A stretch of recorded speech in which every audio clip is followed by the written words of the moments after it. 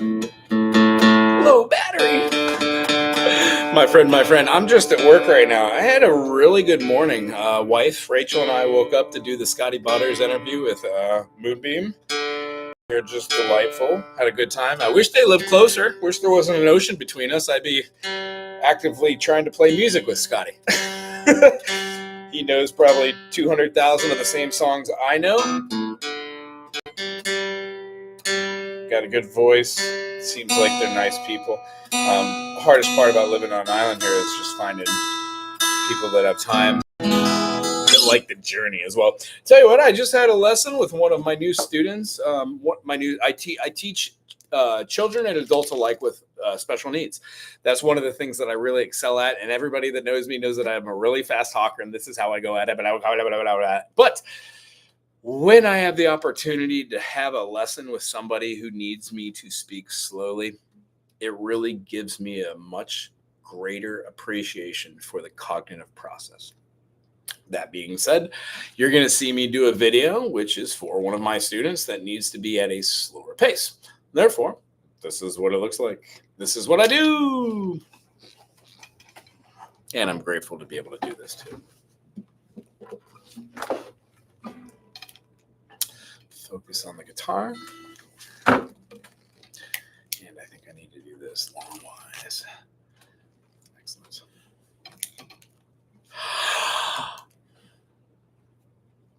Aloha. It was wonderful seeing you today. I'm so very elated that we're still playing, practicing. I can tell that you've been practicing. You know why?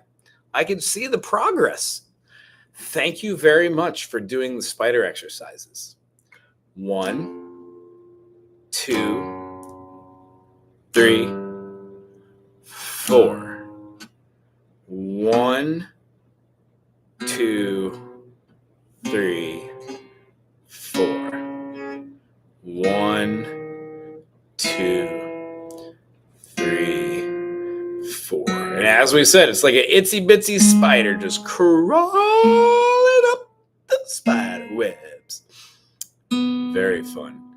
These are the things that musicians practice, and that when you practice, they'll help your fingers make contact right in the middle of the fret, and not on the metal fretting, but right in betwixt, and it helps to spread our fingers.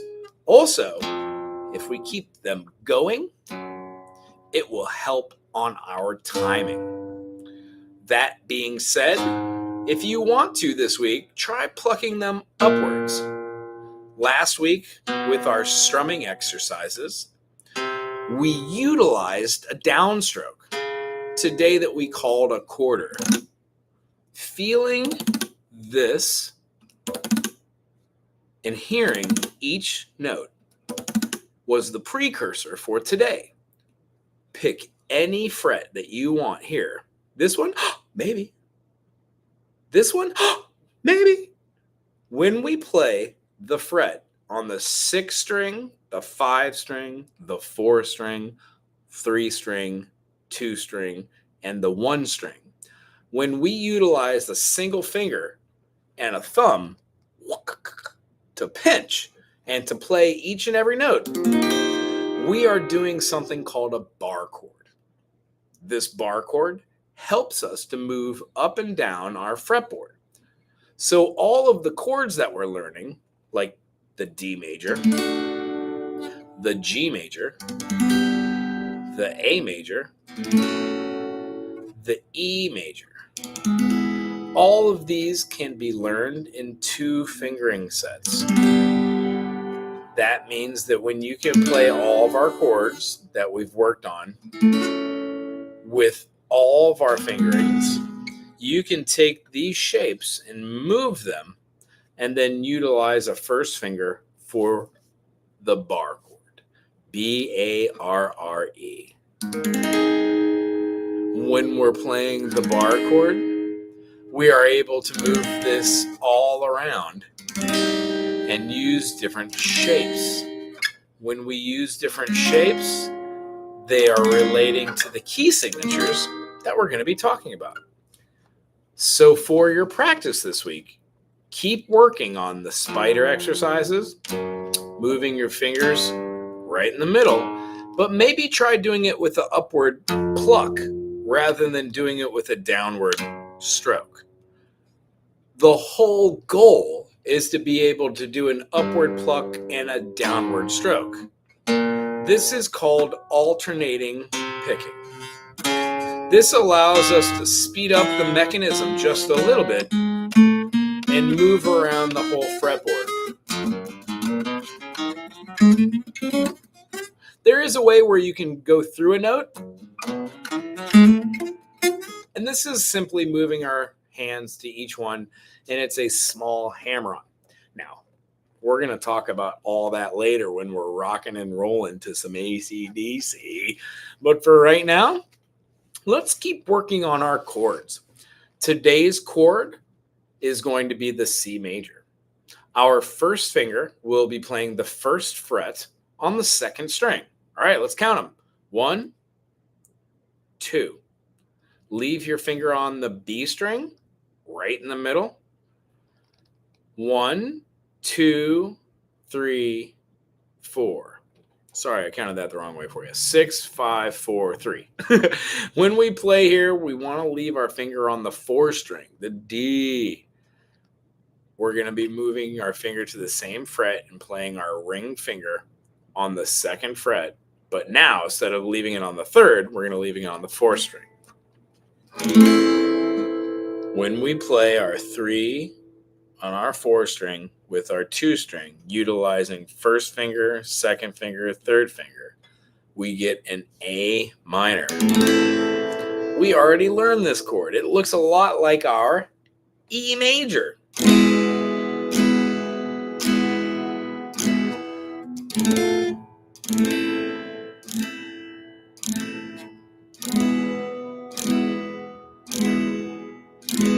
These are great mechanisms to move this chord shape that you just learned around our whole fretboard. Now, right now, might not make a lot of sense and they might sound a little weird, but these shapes are everywhere.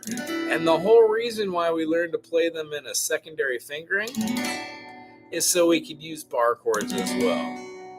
So today's shape teaches us how to play 2 different chords and then how to utilize bar chords. And then I'm going to leave you with a lesson on how to get better at the bar chords. Today's chord is the C major. And if we play the A minor and we leave the finger on the B string, the finger on the D string, and then we move the finger on the G string to go to the A string, the 5 string, we achieve a C major.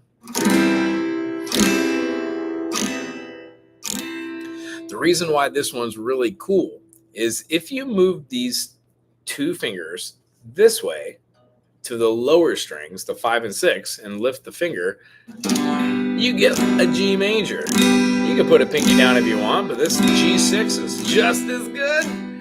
When we play this G6, we can put our finger pinky down here for the G note, G here, low, G here, high, and then the B.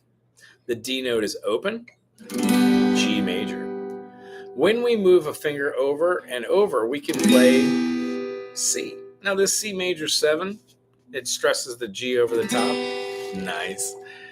When we play our first finger down and we remove the pinky, we get our C major. Moving the fingers to the lighter strings, we achieve an F major 7.